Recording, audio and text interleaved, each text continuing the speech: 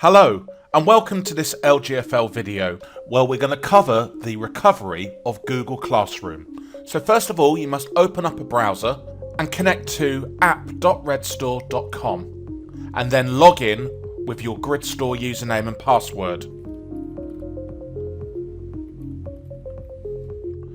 Now that we're logged in, over on the left hand side I can see Google Workspace, so I'm going to click on that area and I can see Google Classroom. And I can see that I've backed up on the 16th of December and I'm protecting currently 228 meg. So right over on the right hand corner there's a recover button. And then I can choose the Google Classroom in which I want to gain access to. And I can choose how long the InstantData link will work for. So in this case 2 hours. I'm going to click on the recover button on the bottom right hand corner.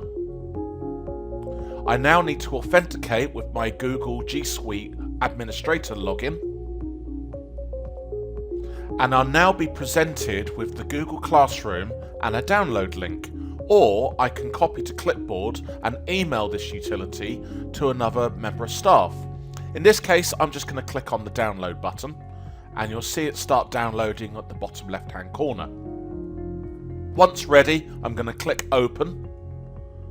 And in this case, I want temporary access to the data on my laptop, so I'm going to hit launch. So in this case, I'm going to mount the very last backup as a Z drive over on my laptop. So I'm going to simply click on mount, and a Z drive will appear.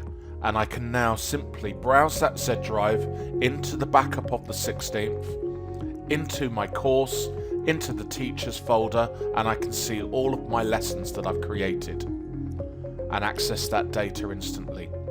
It's as simple as that. Thanks ever so much for watching.